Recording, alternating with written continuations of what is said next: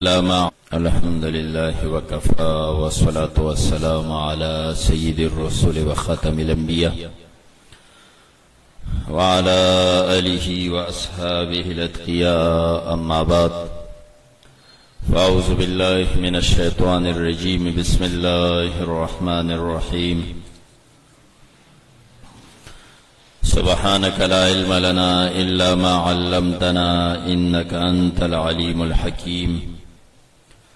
رب اشرح لي صدري ويسر لي أمري واحلل عقدة من لساني يفقهوا قولي.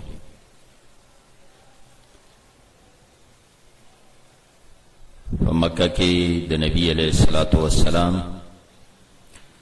اعلانیہ دعوت شروع داغی پپاداش کی نبی علیہ الصلوۃ والسلام اور صحابہ کرام ہوتا قسمہ قسم تکلیفنا اذیتنا رسیدل چې دا غي س لنډ تذکرہ مخ کې بیان شوی و. اخر چې په مسلمانانو باندې په مکه کې ځمکه تنګ شوه او سبل سلار او چارا نوا نو نبی علیہ الصلوۃ والسلام صحابه تا د حبشې د هجرت حکم وکړ چې حبشې ته لاړ شي هجرت وکړي. د دې هجرت تذکرہ سمخ کې د قران پاک په سورتونو مکی سورتونو آیاتونو کې مشوي و.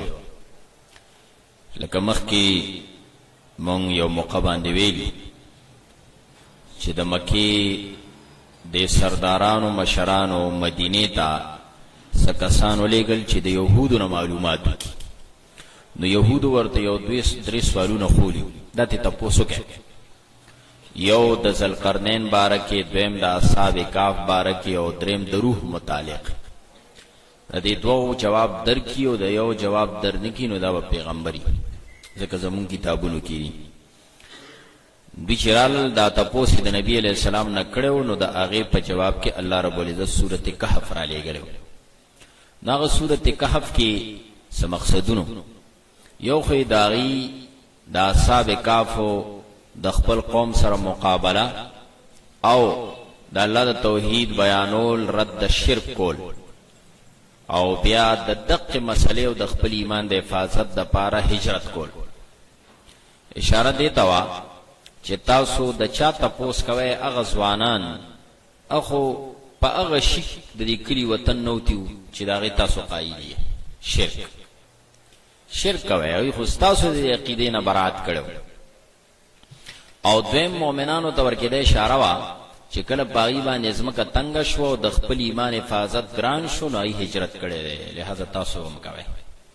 نو دا هجرت ته اشاره. دغه رنګ دغه دوران کې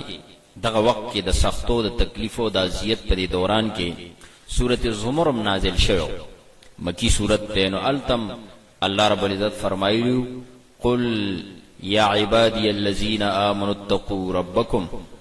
للذین احسنوا فی هذه الدنیا حسنه وارض الله واسعه. دا الله عبادت او بندگی کوي دنیا کې به الله بدله درکې او دا الله اسمه کډیره فراخ وسیله. اشاره دیتا چې تنگ شه نو زیاده دي زین. دغه رنگ سورہ عنکبوت هم نازل شوه مکه کې او هغه کې ویلو یا عبادی الذین آمنوا ان ارضی واسعه فیایا فاعبدون. تمازمه کا فراخه ده کدل ته د الله بندگی او دین نشه کولې چرته بل ځای ته لاړ شي عبادت او بندگی کوي. نو کله چې سختی او تکلیف او اذیت د حد نه زیات شو نو نبی علیہ السلام هم ورته زه هجرت وکړ. دا تقریبا د نبوي کال سلورم کال اخر کې دا سختی زیاته شو او پینځم نبوي په ابتدا کې دا حالات. کله چې نبوي کال د نبوت پینځم کال نو دا کال په دې منس کې نبی علیہ السلام دې ته د هجرت حکم کړو چې لاړ شي حبشې ته لاړ شي. او نبی علیہ الصلوۃ والسلام د حبشې زکه منتخب کو دی د هجرت د پاره چې نبی علیہ السلام ته معلومه و چې د حبشې بادشاہ اصحما نجاشی معنی مشهور نجاشی دا داغه لقب لکه څنګه چې د مصر د روم او د فارس د بادشاہانو قیصر او کسرا لقب، نو دا نجاشی د دغه حبشو د بادشاہ لقب خپل نومه داغه اصحما دی. دغه اصحما یو عادل بادشاہ ظلم زیاته پچانکو، نو نبی علیہ السلام یې د خپل دین حفاظت د پاره حبشه ته لاړ شي. نبی علیہ السلام خپل نه ته ولی نبی علیہ السلام سره هغه سختی نشو کولی، او دویمه دا چې نبی علیہ السلام تلوي نو دلتا ټول خطلینو شو، دا نور صحابه مرګري پاتې کېدل، بل د الله د حکم منتظرو که چرته الله وی نو زمبا. نو نبی علیہ السلام حبشه ته نه تللی، صحابه تللی. دا د پنځم کال د نبوي، پنځم کال د نبوت په پنځم کال رجب میاش کې د صحابه هجرت شروع، او عیسوی حساب سره دا مارچ او یا اپریل میاشت دا، او 614 عیسوی دا، 614 کې دی روان شو. دا لومبي کسان چې حبشه ته تللی دي دا 12 سړي دي او 4 زنانه. د دې مشر سیدنا عثمان ابن عفان رضی الله تعالی عنہ دی، او د سره خپل بیبي د نبی علیہ السلام لور رقیہ رضی الله تعالی عنها هم دا خزه خاوند دواړه روان شي. د چې کله تلل نو نبی علیہ الصلوۃ والسلام ویلو دا اولنې کورنۍ را خزه خاوند چې د الله پلار کې هجرت کوي رستو د ابراهیم مولود علیه السلام نه. یعنی ابراهیم مولود علیه السلام چې هجرت کړو نو خزه بچی ټول خاندان تلو کورنۍ، داین آباد بیا دقه سي کورنۍ هجرت لنه دوته، دا د عین آباد اولنې کورنۍ د عثمان رضی الله عنه او رقیہ رضی الله عنها چې کورنۍ ټول کور ټول روان شو په هجرت باندې. او یقینا نبی علیہ السلام په خپل مرګروم درمند او بیا دا چې د پیغمبر لختی جګر رقیہ رضی الله عنها رواني دا ډیره ګرانه خبره ده، ځکه د صحراګانو سفرې دي، بل وطن ته تګ دی، منځ کې غټ سمندر دی، په دې سمندر وړېدلی کوم چې دا جده کې سمندر دی، هغه اړته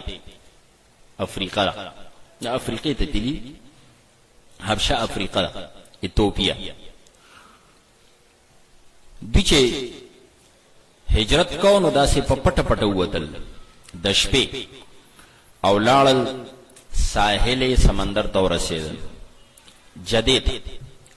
جده کې یو مقام دی سمندر سره، شعیبه ورته وایي، شعیبه مقام ته رسېدلي. هغلته دوی چې ورسېدل یو دوه بحري جهازونه کشته غټې سمندري ولاړې وې تجارتي، ځکه د دې ملکونو تجارت کې دراته خلک لراتله دا سمندر لارو. اوسم دی وخت کې څنګه چې د مصر او د افریقي ممالکو نه هوایي جهاز سره سفر کیږي نو سمندرین کیږي، اوسم سمندري سفر بحري سفر جاری. نو دوی چې ورسېدل دغلته جهازونه ولاړو، دوی ایو جهاز سره خبره وکړه، بحري جهاز، او نصف دینار باندې پکړی ونیو تر حبشه پورې، او دا 12 نارینه 4 زنانه پکې کېناستې او حبشه طرف روان شو. دلته چې مکه والا ته پته ولګېده چې دا خو څه کسان وتی، نو دوی ورپسې تفتیش شروع، منډه منډه ورسېدل ساحل سمندر جدې ته چرالل، ناغوی تلیو د زینا. نو دوی را لاندې نکړي شو، خو واپس غوسه شو، غوسه شو په غوسې سره واپس رالل ناکام. هلته چې صحابه کرام ورسېدل ناغه کې په امن امان حبشه کې اوسېدل او په سکون او آرام سره ژوند تیرو. دې دوران کې چې کله دی هجرت کاو نو نبی علیہ الصلوۃ والسلام با چې څوک په دغه لارو طرف باندې مکه ته راتلل نو نبی علیہ السلام به معلومات کول چې تاسو خو څه کسانو نه لیدل په لار باندې. نو خفده صحابه کرام سمندر سفر دی، د صحرا سفر دی، دشمن چرته گرفتار نکی، او بیا ورسره دا یقینا چې خپل لوریم دا ای باندې دردمند دی. نو دې کې یا یو قافله یا یو کس نیم دغه طرف نه راغلو، ناغه نه تپوس کوي چې تا خو یو الکو جینې نو لیدلی، زوی لور ورته یادای رقیہ رضی الله عنها، عثمان رضی الله عنه یاد نا ورته وی آو په پلان کې صحرا کې یو نوجوان الک اوخ یا ساروی د مہار ننیول یو جینې په اوخ باندې براناستا. نبی علیہ السلام وجړل، ما ویلی دلیو په دې سفر کې روان. بهرحال دی حبشه ته ورسېدل، التا وخت ریده دلته مکه کې یو واقع شو. نبی علیہ السلام یو ورځ دا سوچو کو چې دا خلک خوب زما خلاف کوي، پراپیګنډي کوي، الزامات لګي، خودي خو زما څه خبره نه دا اورېدلې، او خاص کر دا الله کتاب نه دی اورېدلې. نو دا قران کې چرته ورته ورولې شي دا الله کلام دی کې دیش بدوي اثر وکړي. نو مکه کې ورځ بیت الله کې دا قریش ګڼ راجمو سرداران او مشران دیبا حرم تراتل نه عبادت میں عبادت خو نه کوي، یا شرک کوي، یا غپې شپې لګول حرم کې، حرم دغه پوښه پوزو. نو دی راغون دی نبی علیہ السلام مقوم مندلا وسره صحابه کرام هم دي، او یو روایت کې راځي حدیث کې چې دغه ته پیریان هم موجود، پیریان کوم چې اسلام راوړ. نبی علیہ الصلوۃ والسلام دغه موقع کې سورته نجم لستل شروع کړ، سورې نجم ولوس. یقینا د پیغمبر دردمن आवाज او خوږ आवाज ایبه یقینا اثر او بیا په داسې درد او جذبه نبی علیہ السلام چې سورته نجم اخر تورسو دا آیات د سجده په قراءه چې فسجدوا لله واعبدوا. نو نبی علیہ السلام صحابه کرام پیریان ټول په سجده پریوت، دغه سجده حکم مشرکین مجبورن به اختیار پس مکه په سجده پریوت. پدې کې یو بوډا کټ زدی او متکبر امیہ ابن خلف چې ورته وای د قسنی غناس ډیر تکبر نه اسمه کنه خور روچه تکړه دسته ولګولا او وی یکفینی هاذا مال دا کافی ده تنه متکبر خور روچه تک ویدا سے زدیان کافر کړ متکبر. عبد الله ابن مسعود رضی الله عنه او از خپلم دغه مجلس کې موجودم، دې سړی دا چلو ک خدای دونه متکبرو خو الله وسره سوکړل. لقد رأيت بعض قتل کافرا، ما رسول دلو بیا په بدر کې کافر مردار زدی نه دی ک. دا قانون دی چې کله د الله د دین بیان کیږي نو بعضی خلق چې هغه انتهایی زدیان انادیانی بے ادبی بد اخلاقی ته ایمان نه نصیب پنا پوی خلقو کې چې کله ادب او اخلاق او سړیتوب نو الله رب العزت هغه ته هدایت نصیب دې زدیو عنادیو الله وت ایمان نصیب نه کړ. بهرحال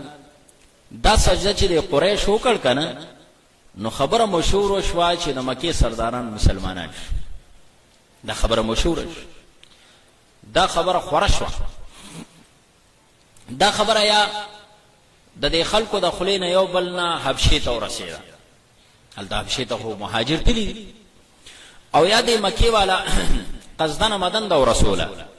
چیرې دا وایي چې مکه والا ټول مسلمان شو چې واپس راشي وته وسره وګورو خپل غصه په سړک. دا اطلاع ته ورسېده هلته چې مؤمنانو ته پته ولګوي چې لکه بس کو د هجرت ژوند تیرو چې مکه والا مؤمنان شنو خنه د خپل وطن کې پارام سره ژوند تیرو نو دی را روان شو. دا سه سواسته رابطه خو نه کې دی لکه د نن سبا کنه لری ملک دی بلکې ملک نه هغه دغم بدل دی، بر اعظم هم بدل دی، افریقا دا منځ کې سمندر دی. دوی را روان شو مسلمانان واپس سمندر ته چیرې ورسېدل جدیتا دلته وته پته ولګی چې دا خاصه افوا نه دي مسلمانان شي. نو څه غریبانان واپس لې په تکلیف واپس سفر کو ډیرو سفر سچ دې پټ پټ مکه ترال جبیران خبر نشي او سال ته ایثار شنو دلته کافرو پس جواب راولېږي چې پوهیدا شهره د پلان کې څخه سړې دی یا په ما باندې 70 سو کیا مې وسره سپه مخینم ناغه ته وی تراشه زستا په امان کې مکه تننو نو صد چا کافرو په امان کې نه نوت او سب واپس داسې وشوا. دلته مکه والا ته چې پته ولې چې دی خو واپس شوي دي نو ظلم زیاتې نور زیات او بلکې ځان یې دغه تهمت او بدنامه لري کوله کنه مشهور خدا چې دی ایمان وروړي سجده لګوله د محمد الله ته سجده ولګوله دغه په خله او قران اورېدل نو دی د خپل ځان نه دا بدنام او تهمت لري کول د پاره خب وال ټکول او مصیبت زیات چې نو غوري مسلمان شوی مخالف نو بیا د دینه پس نبی علیہ الصلوۃ والسلام دوباره چې مؤمنانو ته وځه هجرت وکړي او په دې موږ چې لکه دی لاړل او د سر نجاشي ډېر ښه سلوک کړی دی او الته ورلځه ور کړی دی او امن ور کړی دی او ډېر ښه وسره اوسېدل دوی وسره ډېر ښه پاتې شوي نو نبی علیہ السلام د دې تکلیف نه بعد ملګرو ته بیا وځه هجرت وکړي لاړ شي خدا دا ځل هجرت ډېر سخت د کابل ځل خو پټه تلیو کنه نو دا ځل خو هغوی ټولې لارې کوڅې ورته نیولې چې هم د نه ونیسي دا ځل هجرت کې کسان ډیر شو تقریبا 83 سړیو او 13 زنانا په دې قافله کې شامل شوی د هجرت دوی چې تلل نو د شپې پټ پټ وتل عملارم پرې خوا چرته په غرونو چرته په شړو او په دې طریقه سمندر ته ورسېدل ډېر په تکلیف خودی دا څو کړل چې اول یو لس کسانو لېګل بیا غي پسې جعفر طیار رضی الله عنه هغه لاړ د امیرو په دې سفر کې دا امیر دی بل سفر کې عثمان رضی الله عنه امیر او دین پس بیا دا نور صحابه کرام داسې لګ لګ ډلې ډلې لاړل ورسېدل او قران پاک دغه هجرت تذکرہ سورۃ نحل کې کوي چې والذین هاجروا فی الله من بعد ما ظلموا لنبوئنهم فی الدنیا حسنه دنیا کې ولا خو بهتر ځای ولا ورک هغه حبشه ولا الله بهتر ځای ورک او خیسته د امن جون ولا ورک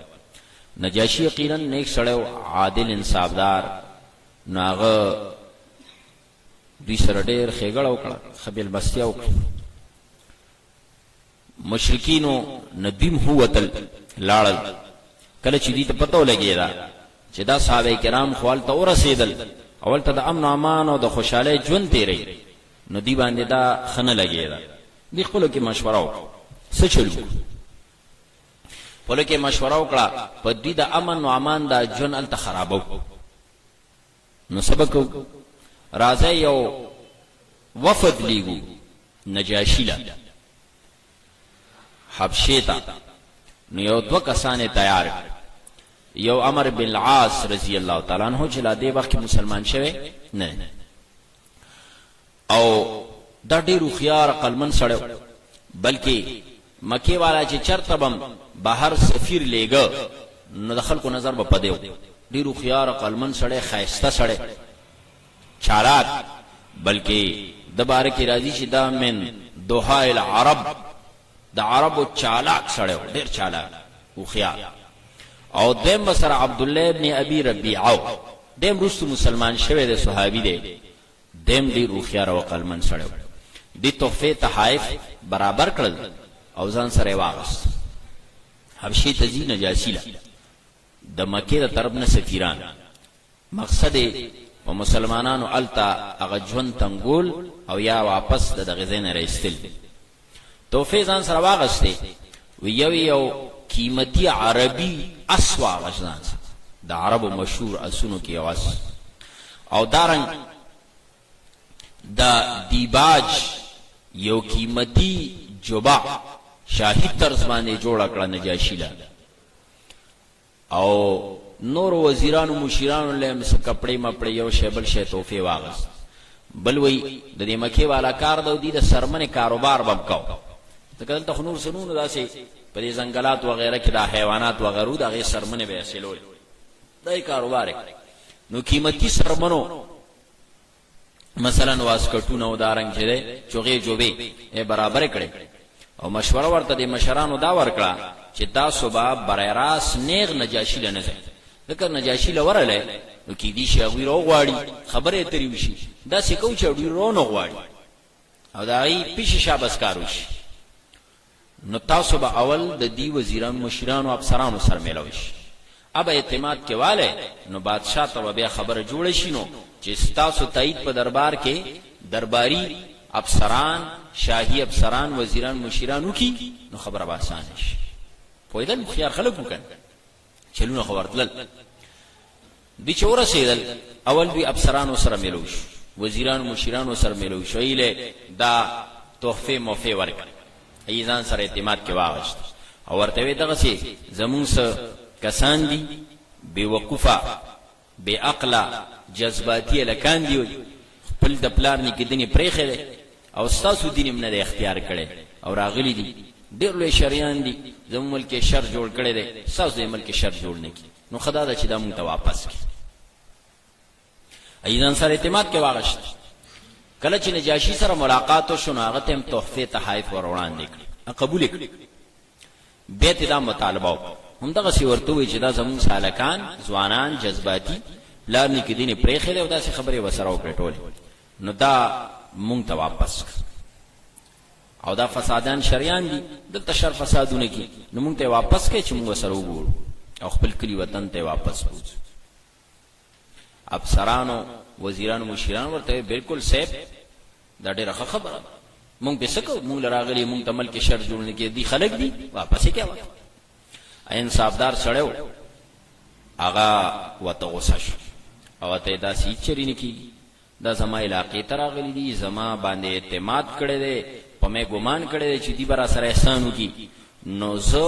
ظلم نشم کولی زه به دوی راغواړم دي سره به خبره کوم کچره شریان خو واپس به او که شریان نو اوسې به د ملک بس دا دواړه کسان عمرو بن العاص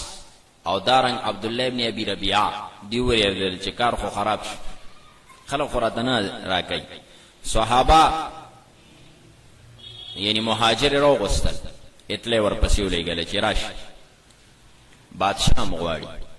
پولیس وغیرہ چې کله وې دی په سلاړ امیر خو معلوم جعفر طیار زیلان مهاجر خلکو غریبانان وې دا چرته خټ مټه کولې مزدوری کوله په خټو کې لاس په لړلې پولیس ورپسې ورغه ورته باچا سلامت دی غواړي نجاشی او طرف ته ډېر عادل انسان او خپل طرف ته ډېر باروبم رو ډېر کله چې بادشاہ عادلی کنه نو کنيک سړی وي نو په رعایت باندې روبي او چې کله بی دین شي ظالمي نو بیا د خلکو پروانی بهرحال کله چې دغه پولیس وغیرہ ورغه د پخټو کې لاسونه خپل لړلې مزدور کا چا سره چې مزدوری کولا هغه مالک اونه ورته ما مزدوری ټول استا ټول روز پما خوشا بسان را سوا کنه ما تاسو نه وای لکه نن سبا چرتا ما باندې دا غرانج دیشګردي ځان سره ساتلی دي کنه نو هغه چې دینو او رخصت کوي ورشه ورزه شاب زر دراغه پولیس سره او چراتنه د صحابه مرګرو سره مشوره وکړه بادشاہ غوسی وسبوای اسنه دوی راغلی او دوی مطالبه کوي موږ ته واپس نکي نو کو نجاشي زموږ ته پوښتنه کوي سبوای د خپلو کې مشوره دا وکړه چې دا سیدا رښتیا بوای چې سم عقیده او نظریه د بخکاره وای او الله د رښتیا امداد کوي تعاون کوي موږ په حق الله به زموږ مرګرتیا کوي جعفر طیار زیلان هو راغی نو د دربار نه بهر په انتظار ناستو خامخا بادشاہ افسر لچ ورځي بار په انتظار د ناس اخر ستړ شاله کا سره راوستم دونه وخت مې وشا سناستم په ایمان والو موحدین خلکو په حریت کنه غلامی نه یکدم د بارک راضی چې اندا صوتن د ډیر غټ आवाज لره د جعفر طیار رضی الله عنه د نبی علیہ السلام د ترسویم د علی رضی الله عنه ورور بیا شهید شوی د دیو جنور تا جعفر طیار د لسونه کټشي جهاد کې کنه نو نبی علیہ السلام الله والا جنت کې 2000 د په ځای ور کړی لوزی را لوزی نو طیار ورته دیو جنوي جعفر طیار بهرحال نو دوی आवाज هم دی روچتو غټ आवाज نو ناس انتظار چې ستړي شو او پولیس ته ویل کسل راوستم نو چغه کړه الا ان حزب الله هم الحاضرون خبردار دا الله غډله حاضر شوی یک یو دی غریب مسافر مهاجر او دا نرتوب خبره کوي دا الله غډله حاضر. بادشاہ غبرو شو څه چلو شو او ته بادشاہ سلامت دا ما سړی راوسته دی کنه چې تا غوسته مهاجر راوسته ها زره ولې دن را نجاشی چې تپوس کوي وزیران مشیران هم ناستی دا سفیران هم دواړه ناستی تپوس کوي دا ستاسو د قوم دا سړی راغلی او دې ستاسو باره کې وی چې زمونږ را تختیدلی زمونږ باغیان دي شریان دي زمونږ د پلانې کې دیني پرې خره دا راته تاسو کوم دین اختیار کړی. نو جعفر تیار ورته تقریر شروع او یقینا چې دغه وخت کې ډېر د درد او د اخلاص خبرې وي کنه حالت داسې ناغه وته تقریر کې وایي چې كنا اصل قوم مونږ ډېر ذلیل خلک او مونږ بنعبد الحجر والشجر دونو بوټو د بوتانو عبادت هم کو او حالت هم داو چې ناكل المیتة ونات الفواحش ويأكل القوي منا الضعيف ونسي الجوار مونږ داسې خلکو مردار هم خوړې بے حیی بے پردگیم کولا مونږ کې به زورور را پاسید کمزور به خوړو دا حالت د ظلم او جبر او مونږ د خپل گاونډیم بیزتی کولا گاونډي حق هم نه پیژن پدې کې الله رب العزت مونږ کې یو سړی را پیدا کړ چې داغه نسب او داغه قام او خاندان دی ټول پیژني چې دغه قوم او د نسب نه دی داغه احوال هم دی خبر دی چې هغه په صادق او امین دی پیژني نغه مونږ له دعوت راک ان نعبد الله وحده چې دی او الله عبادت او بندگی وکاو بے حیائی بنکو شراب خوری بنکو په بل باندې به ظلم نکو وامرنا بصدق الحديث وحسن الجوار مونږ ته وی رښتیا بوای او گاونډي سره به خسلوک کوي دا خبره را سره او دا یو ګوت تقریر کړی د نبی علی السلام دا توحید د دعوت او د دین د خبرو سره سره حسن معاشرت بهترین اخلاق د مخلوق خدا خدمت حواله سره دا خبرې کړي او دا د نبی علی السلام د دین او د اسلام اولنې تعارف او دعوت ته عالمی سطح باندې چې جعفر تیارې پیش کړي ینه مخکې عالمی سطح د اسلام تعارف نه دی او تقریر دی خو ماته دا شلنډ یو څو خبره راوغس اچي سړیو ګوري نو د توحید او د عبادت سره سره پکې اکثر خبره د اخلاق او معاشره او د خدمت خلق معلومه ده شو ګورا څنګه نبی علیہ السلام تغار حرا کې وحی وشوا ام المؤمنین خدیجه الکبرى رضی الله عنها ورلا تسلی ور کړي وو د نبی علیہ السلام څخه صفات بیان کړیو ناغه صفات هم سو د خدمت خلق نبی علیہ الصلوۃ والسلام التهم با طور یو سوشل ورکر پیش کړي د نبوت کار لاخکار شوی شروع شوی نه دی نبی علیہ السلام داغه نه مخ کې خدمت خلق کې مصروف عمل او دلته چې جعفر تیار رضی الله عنه کله د نجاشی په دربار کې د اسلام عالمی تعارف کوي نو التم سکای ټول خبره د معاشره د اخلاق او د خدمت خلق نو دی وی مونږ ته دا خبره وخولې ډیر توی یتیم سره احسان کوي امانتداری کوي خامال اخلاق خپل کې دا خبره جعفر تیار رضی الله عنه چې کله دا تقریر کو نو زمونږ دا قوم چره نو دیمون پس راو لګیدل مونږ ته وی دا الله د توحید پرې دی شرک تراش بے حی اختیار فساد او بد اخلاقی ته واپس راش نو مونږ ډیر تنگ شو مونږ له سیوا د دینه چاره بلنوا چې ستاسو وطن تراو ستا گاونډي توبه م اختیار او مونږ ته معلومه چې ته اخلاق والے و رجونا الله نظلم عندك زمونږ د امیدو چې ستا په ملک مونږ باندې ظلم زیاتې نه کی نو مونږ څنګه دل تراغلی نجاشی چې دا خبره وره ډېر لوی اثر پیو او دا خبرې یقینا موثر نو نجاشی دا جعفر رضی الله عنه ته پوسوکو خا چې تاسو دا مشر دا رهبر پیغمبر دی محمد رسول الله سلام نو بیا به تاسو وحی شي وینو ځکه د اهل کتاب لګل په دې پوهیږي چې پیغمبر ته الله طرف نه وحی کی وحی بشوی وی آو سو وحی شوی دا وی آو خنو صدا وحی را تا بیانو سو وحی را تا اولولای یعنی کتاب چتا سبحانه نازل خپل مونیان امراوستل عیسایان مولیان کینو پادریان ایته وی کینه ای خپل کتابونه میتابونه کولاو کړ زاړه خپل تورات وغیرہ دا انجیل وغیرہ جعفر رضی اللہ تعالی عنہ اعوذ بالله بسم الله او سورۃ مریم تلاوت شروع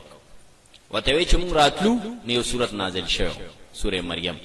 نه وته تلاوت او بده کې د انبیاء علیهم السلام واقعات دا سورۃ شروع کو کاف ها یا عین صاد ذکر رحمت ربک عبده زکریا او دا شروع شو خلاص کله چې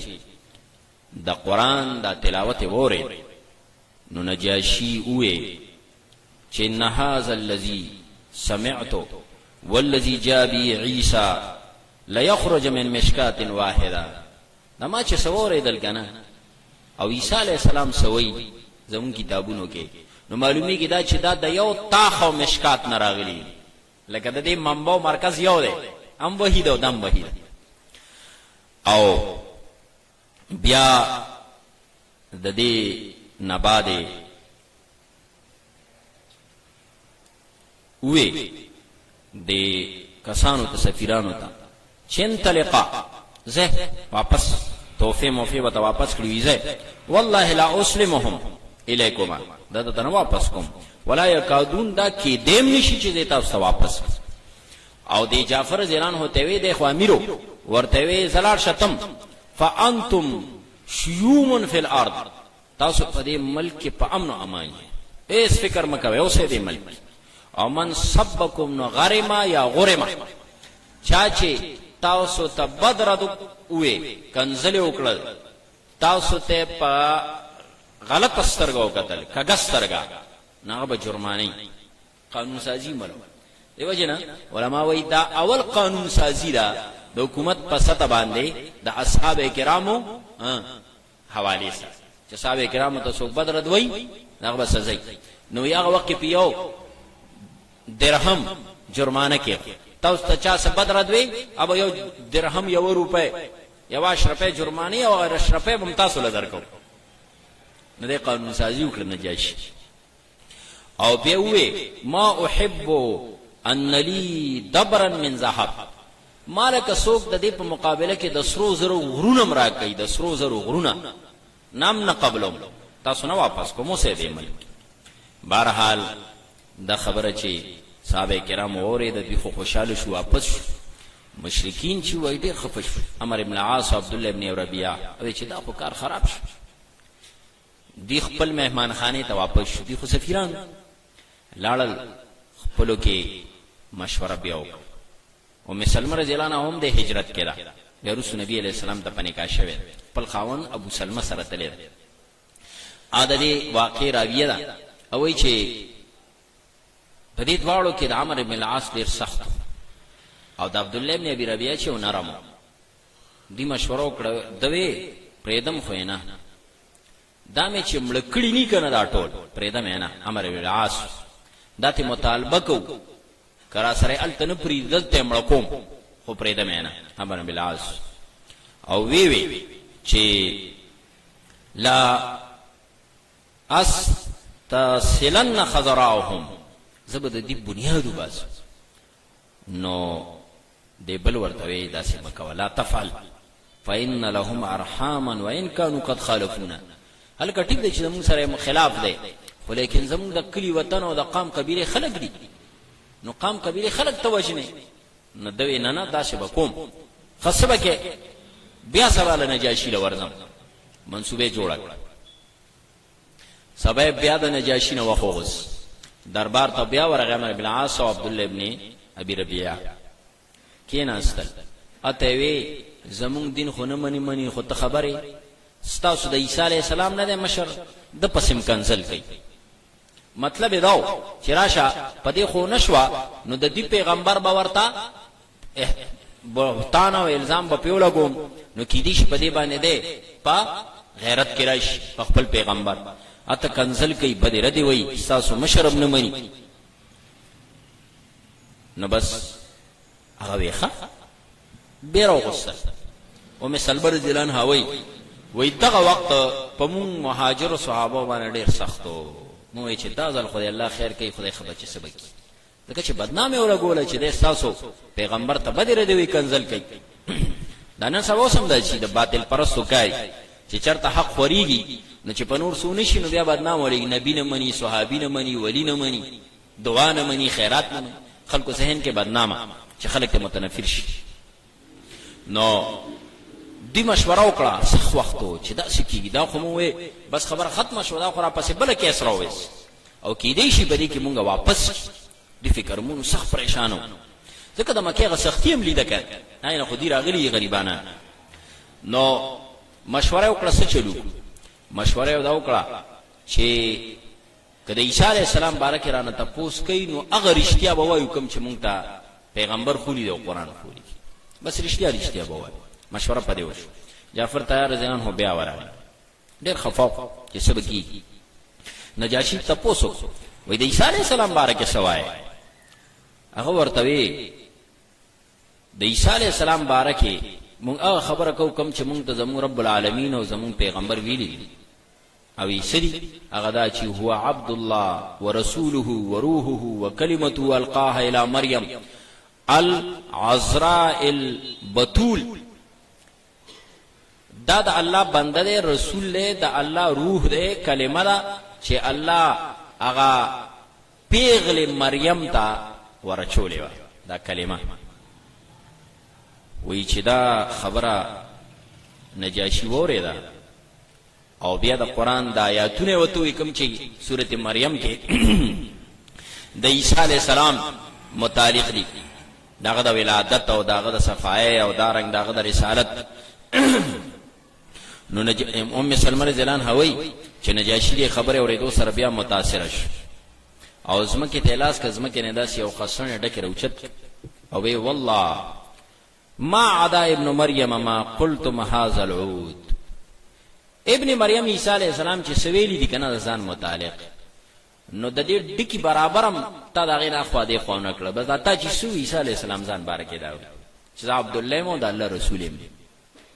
د دې دا هټ کندم ناکام شي. کومولیان چې ناستو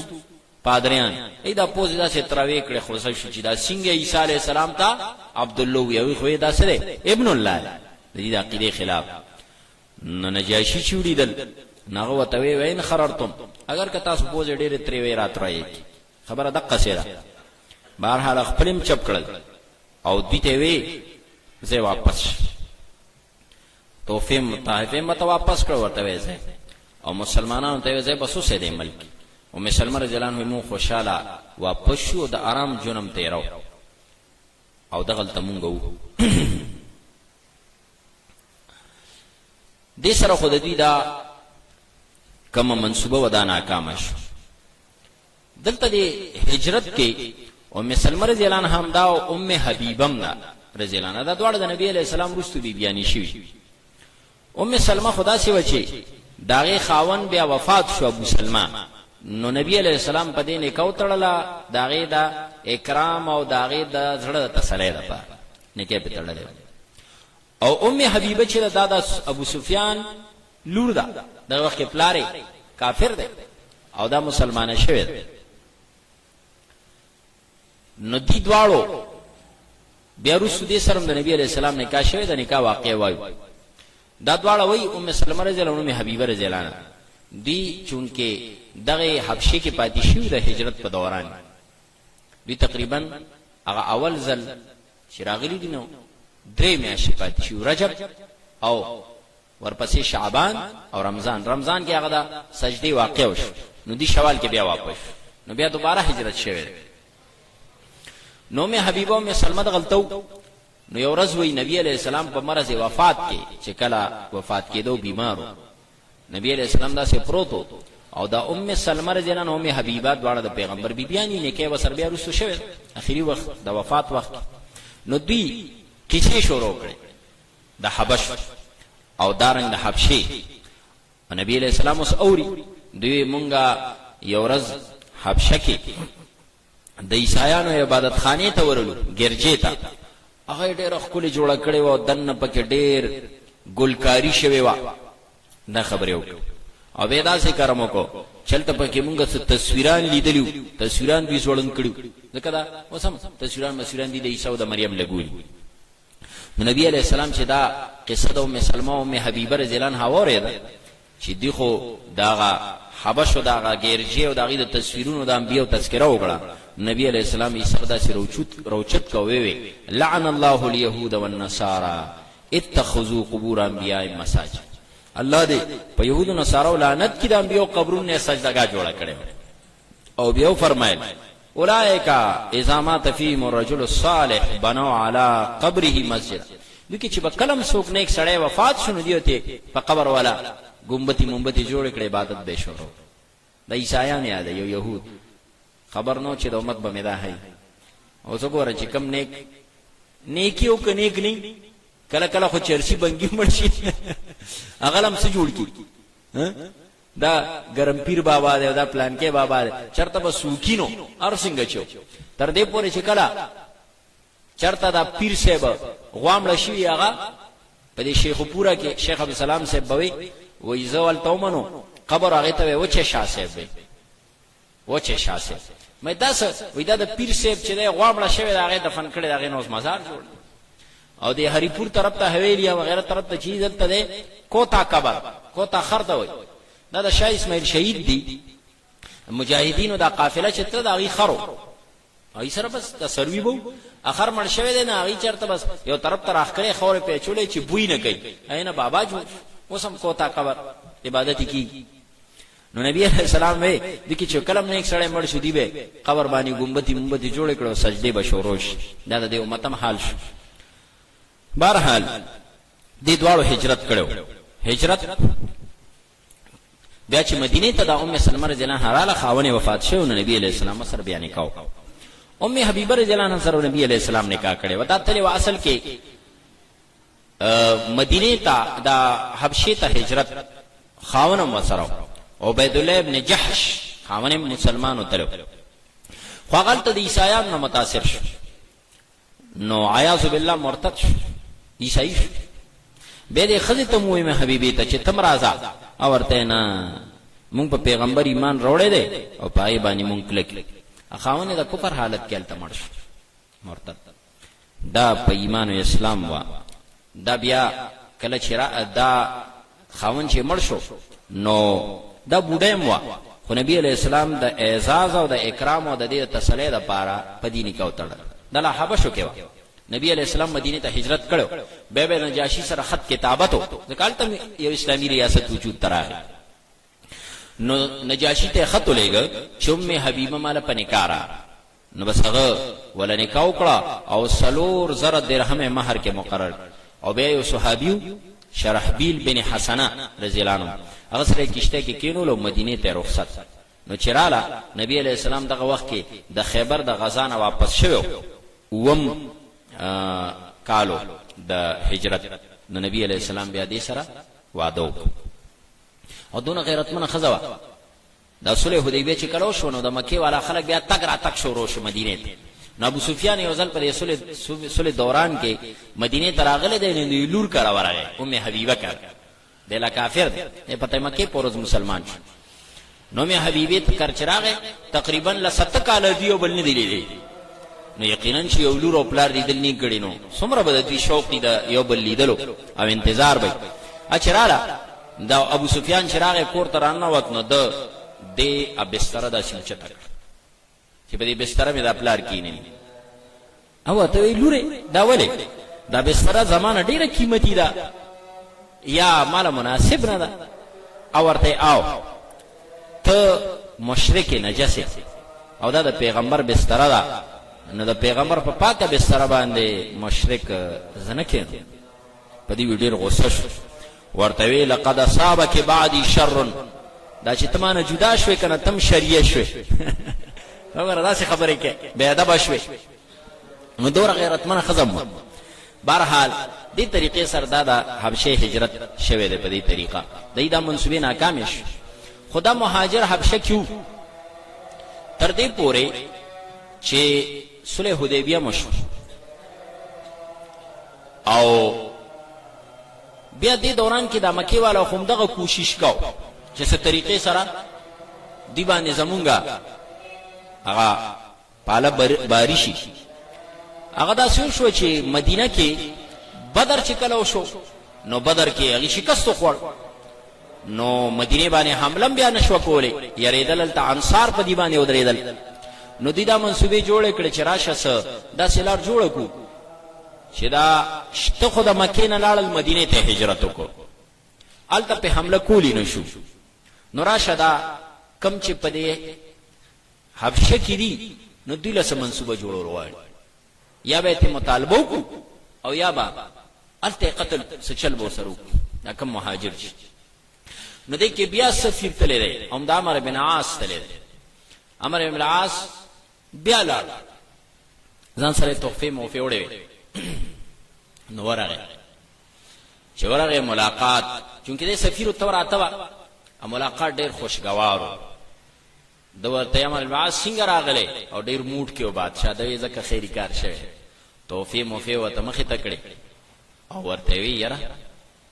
دا خو دغه دوران کې نه خبره مې خیال نه وته، دا مهاجر دلته نه دي حبشه کې، دا نبی علیہ السلام خپل سفیران را لیږلي، نجاشي له سفیران را لیږلي د مدینې نه،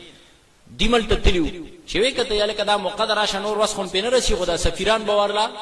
ووجو. نو عمرو بن العاص شو قتل دا سړی موټ کې د نجاشي تحفې موفې پیش کړې، ورته یاره باچا سلامت، یو مطالبه مې یو خبره ده وایي څه وای اوی چوکور سړی موټ کې تحفې قبول کړو، خو زه یې انکار باندې وته د مدینې نه چې کوم دا سفیران راغلي دا ما تاواله بس دا خبره وکړه،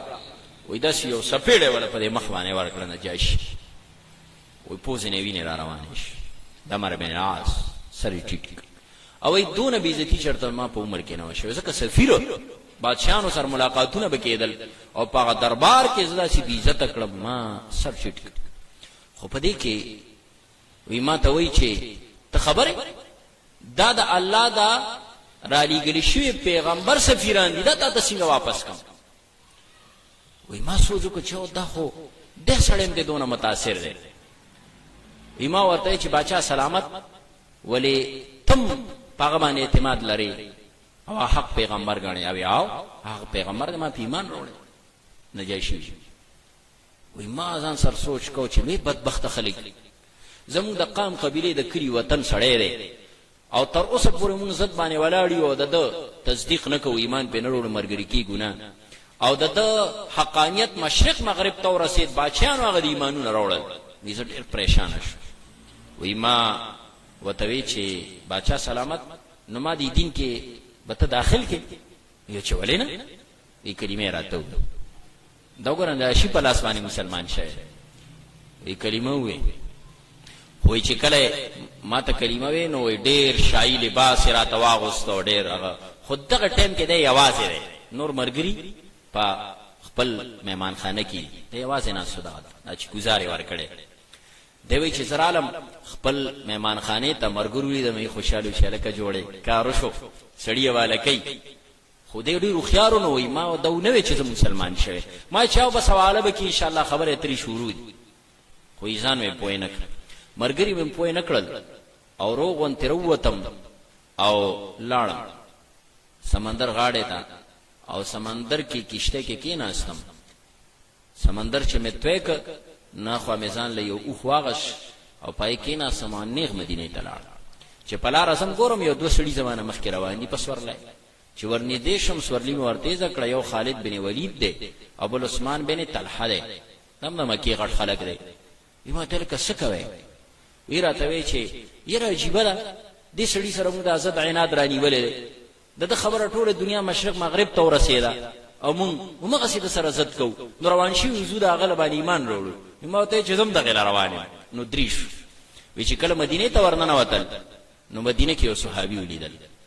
نو هغه زر منډه کړې نبی علیہ السلام ته چې عمرو بن العاص او خالد بن ولید او دا خو هم خلک وټ سټی دي د مکې ارالل. نو نبی علیہ السلام په انتظار د دې چې کوم ځای رهایشګاه والته کپڑے مپړې بدلې کړې او بیا مسجد ته راغی. نو نبی علیہ السلام جمعات کې نو چې نبی علیہ السلام ولیدل ورپاسې د خوشاله شو، وې مکې مونږ ته د خپل زړه ټوکړې راوغورځولې، وې زړه ټوکړې. نبی علیہ السلام خوشاله شو. نو په دغه موقع باندې بیا د ایمان راوړې دی، د ایمان راوړلو سبب هغه نجاشي او التا حقانیت د نبی علیہ السلام ښکاره کیدل دې پورې دا حبشې د هجرت واقعه نور به ان شاء الله بیا وایو. اقول قولي هذا استغفر الله لي